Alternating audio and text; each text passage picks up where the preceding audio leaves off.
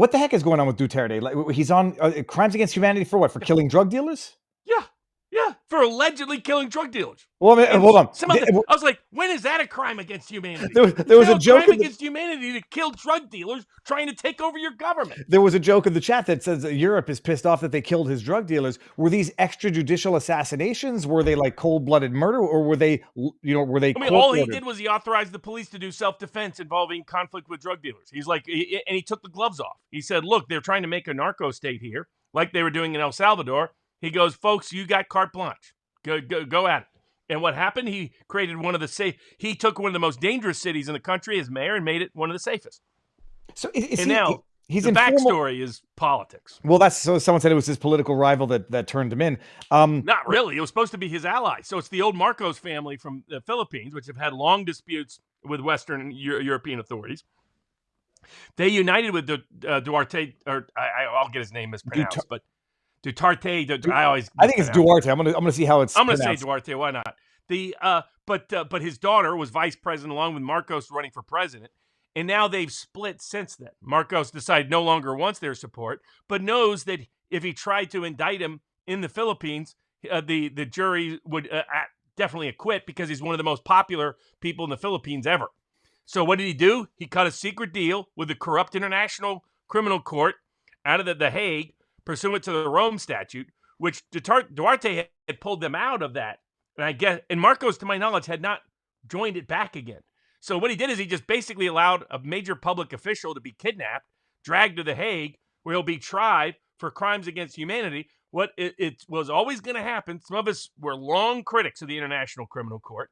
My friends on the left realized the problem with the International Criminal Court when they selectively targeted dissident presidents who didn't like the EU, for example, or didn't like NATO, and going after the Milosevic and others related to the Balkan conflicts, and then they went after Putin later on. My friends on the right recognized the risk of the ICC when they went after George W. Bush, and then now most recently went after Netanyahu. I have long said the International Criminal Court is a joke. It's an attempt at globalist elite power usurping all sovereignty around the world in the name of Nuremberg cases, when the real Nuremberg case is what happened to the entire world in 2020. I'm going to ask a stupid question because I hadn't been following the story. Did they have possession over? It's Duterte, by the way. Hold on. There's a very. He came back from Hong Kong. They kidnapped him at the airport and dragged him back to the Hague. Hey, listen to this. Duterte. Sara Duterte. I presume that's how you pronounce it. Duterte. Oh, okay. Maybe I'll partially. Duterte. You have to say it with a very deep accent. So they kidnapped him and they took him into custody. Yeah, they dragged him and flew him off before he could ever fight it in the Philippines, because Marcos had a wink and a nod with the authorities at the ICC. How is this not an international crime against the sovereignty of nations? It is. I mean, that's what she said. The vice president of the Philippines said the daughter said this is an absolute violation of core sovereignty principles. That that we had pulled out of the ICC, so they don't have jurisdiction to begin with. This is just kidnapping. The ICC just going around kidnapping. It is the same. A week after they bar the person in Romania wants to win the presidential election from running for the presidency of Romania, after Vice President Vance went over there a month ago and said, "Don't do that again. If you're going to have values anathema to America, then America is not going to be spending its blood and treasure defending you."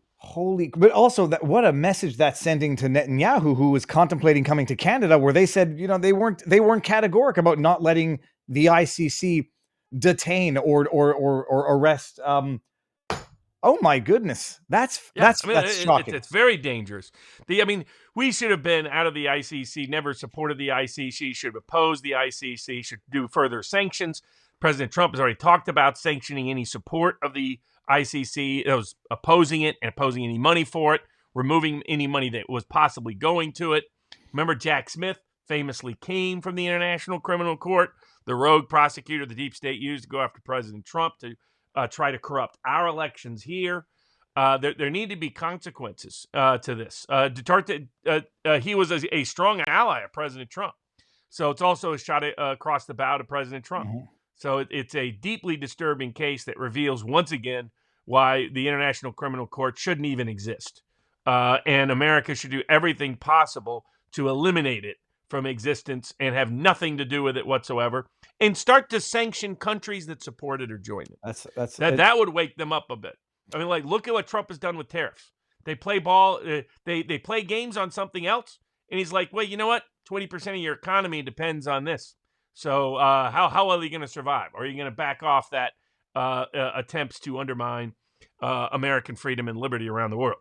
And so I think it's a constant, continuous concern. In this case, is just one more illustration of abuse of power by globalist courts.